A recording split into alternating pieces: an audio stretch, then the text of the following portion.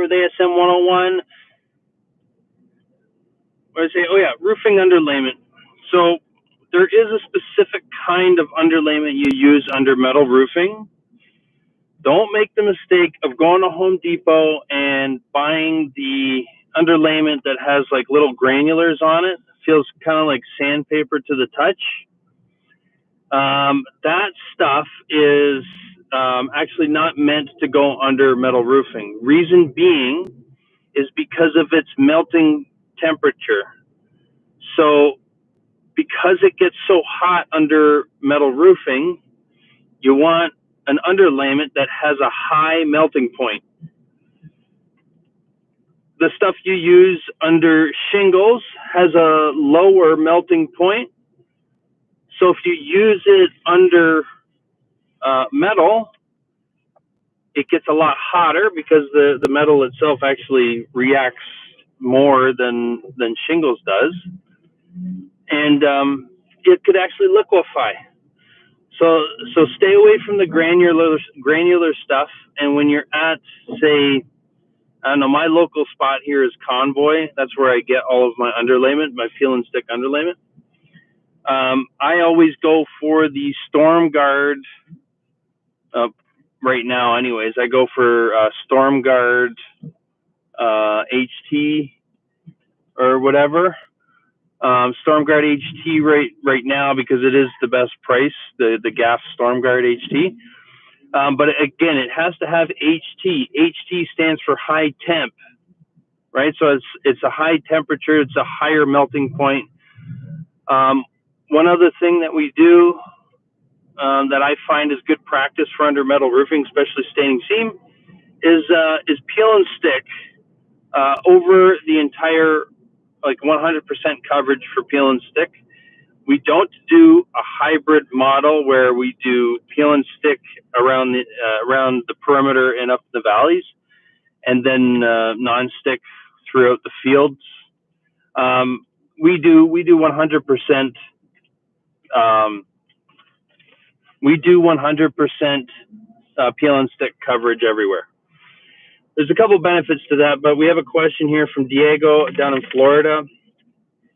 Diego, Granado, Florida. Welcome to the stream. He's asking, do you know how much to charge per square in Florida for staining seam? Well, I'm from Canada, so our pricing is going to be completely different than yours due to the American dollar being more valuable.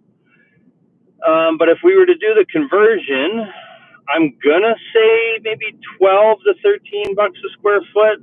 That's just my guess. I don't know Florida. I don't know how available metal roofing is. That has a lot to do with it. So, I mean, the best answer I have for that question is how much do you charge per square? That question I get asked every now and then. The first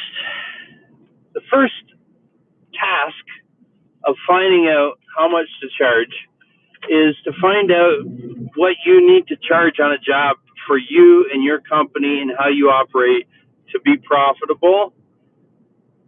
This is getting kind of into business 101, but I've had to learn this. I'm sure a lot of other guys have had to learn this too. But yeah, so right now we're in the Ontario, Canada area. Like, it's not weird to see 15 bucks a square foot Canadian. So I'm just transferring that from Canadian to US. That would probably be 12 to 13 bucks a square foot. So 1,200 a square.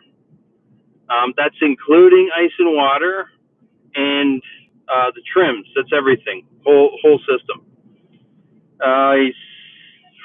Fart Stank, welcome. Great name. Love the name. So Diego says, wow, that's how the price used to be. Now it went down to 800 to 900. Well, I mean, again, metal. So like, unlike shingles never go down in price, right? They're always inflating. But metal fluctuates. So the price of material can go down, which can help costs. That's why I was saying it depends on where you are. If you're located near near a well stocked steel mill or a port, you know, logistically the costs go down on getting the material out to you. So those, I mean, all the costs, you got to think of all the costs right from when they're mining this stuff and right through the manufacturing process, the paint you're using, all that stuff. That's why I say, and I'm going to have to cut this live stream off in a minute because it's going to cut out. But that's why I say it's good to know your numbers for your company and what you get your material at. I have a spreadsheet online. I'll put it down in the description. It's you can purchase it. It's like $40 on my website right now. It's the my estimation buddy spreadsheet. You can pick that up for $40, and it's in Canadian, and it's always getting updated, so you don't have to worry so much. But it'll help with, so it's kind of like a plug and play kind of estimation spreadsheet calculator, and you can plug in your square footage, plug in the type of flat stock you use, because the way I do it is I do 26 gauge flat stock when it's available for that color. 26 gauge flat stock and 24 gauge panel material. That's how I do it. So in the spreadsheet, you check boxes for each, 26 gauge, 24 gauge color. Is it a re-roof? Is it a new con? Is it peel and stick, or is it non-stick? Like, we go. There's quite a list that you get to go through in the spreadsheet, and then it populates a lot of the fields down below, like how many coils you need for the job, how many linear feet of coil is needed for the job, and then you can fill out trims, and then it calculates how many flat stocks, how much flat stock you're going to need to order, and then it's customizable. You can change it all around. So I'll put that in the comments or down in the description. But yeah,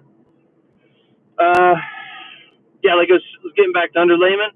If you have any questions about underlayment, I'm more than happy to answer. We use 100% peel and stick underlayment all over the roof. So when you're putting the screws through that hold the clips on, the screws actually get sealed. So when it winds through the bitumen on the back of the peel and stick, it actually bonds with that screw and seals the screw. So it's a really great system when all parts are working together. Yeah, that's basically it. Not a super long live. If there's any questions, drop them in. But thanks for hopping on. Any updates? We got on go to www.asm101.com, and we have online courses there. There's two right now. They're for skylight flashings. More to come. There's a community you can be a part of where you can go in and ask questions, right in the website. So asm101.com. Go there. Go to the communities tab. Sign up. Also, upon sign up, you give me your information so I can send you deals that I get through my affiliates with different companies. So we put together deals that are good for us to then be able to offer you guys discounts. I have a tool list.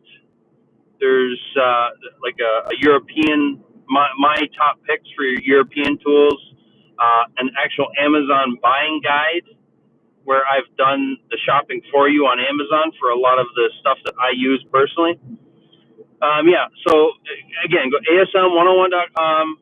There's a tab that says free stuff. Go to the free stuff, and it's all there. Anyways, I don't see any questions. Signing off, and we'll catch you on the flip.